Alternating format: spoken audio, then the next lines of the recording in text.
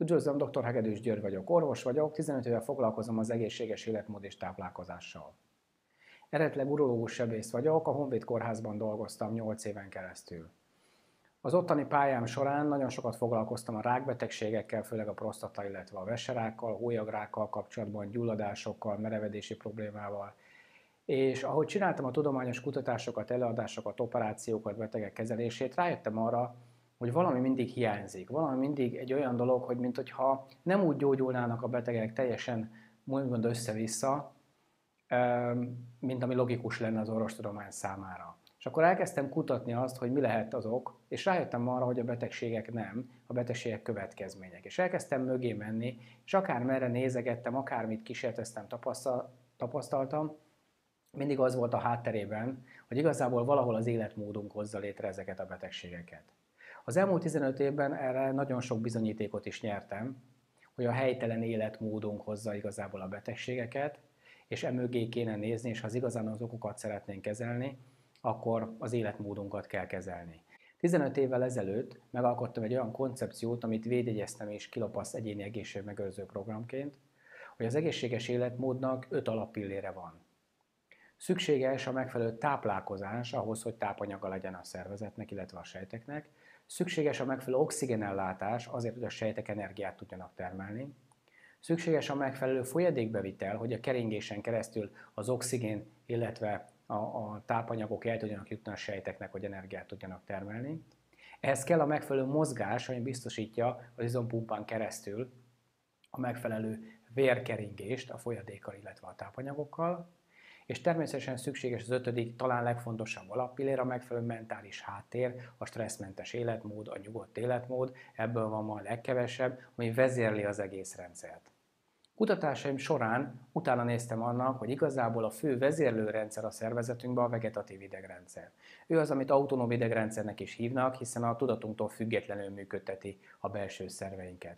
És valahogy rájöttem arra, hogy valahol itt van a probléma elásva, valahol itt vannak az igazi okok. Ez pedig a mentális háttér az érzelmi állapotunk befolyásolja. Mindenki hallott a vegetatív tünetekről, hogyha idegesíti magát egy fejfájásról, vagy egy hasmenésről, vagy egy izzadásról, de nagyon sok minden szernek a működése valahol a vegetatív tünetekre, a vegetatív háttérre és az érzelmi háttérre vezethető vissza.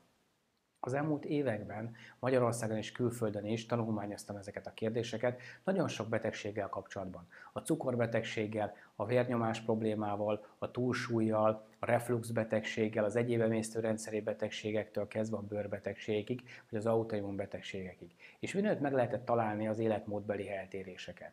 A szervezet az egy nagyon csodálatos rendszer, nem egy gép, ami algoritmikusan pontosan le lehet írni, hanem inkább egy rendszer.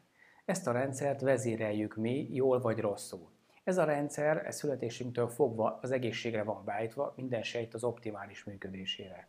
És komoly munkával, a helytelen életmóddal ezt elrontjuk, és napi szinten gátoljuk.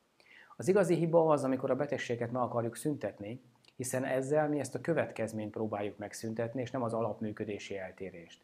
Igazából a szervezetet egyszerűen békén kéne hagyni, nem stresszelni, nem gyógyítgatni kívülről, hanem egyszerűen meghagy neki azt a lehetőséget, hogy ő saját magát tudja gyógyítani. Ezért az a mottója 15 éve az egészségközpontunknak, hogy az egészséget tanulni kell, hiszen nem magától értetődő, hanem sajnos már inkább a betegség az, ami magától értetődő. Az embereknek meg kell tanulni, hogy hogyan lehetnek egészségesek, hogyan hathatják békén a szervezetüket, hogy azt tudja az öngyógyítást csinálni. Mindig foglalkoztam az öngyógyító folyamatokkal, kiegészítésképpen is. Ilyen volt az étrendkiegészítő, amit nagyon sok kutatást csináltam az antioxidánsok, főleg a rák területén, de más területen is.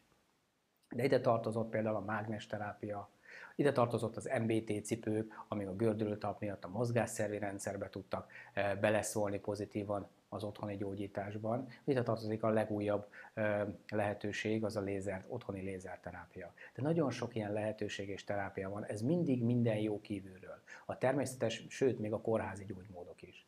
Csak tudnunk kell, hogy minden belülről származik, és amíg mi belülről nem tesszük helyre ezt a folyamatot, addig a külső dolgok, azok nem fognak olyan hatékonysággal, pláne nem tartósan működni. A célunk nem az, hogy tökéletesítsük a szervezetet, hanem az, hogy a kornak megfelelő regenerációs képességet helyre rakjuk, és ne a degenerációs leépítő lehetőségek vagy folyamatok kerüljenek előtérbe, hanem ez egyensúlyba kerüljön. És ezt nem olyan bonyolult egyensúlyba tenni, mert a szervezet nagyon sokat korrigál és kompenzál, ha egy picit odafigyelünk rá. 4 évvel ezelőtt erről a területről írtam a könyvemet is, az Elérhető Egészség címmel, ami pontosan arról szól, hogy mi az 5 lépés az egészséges életmódban, amit egy orvos tud javasolni.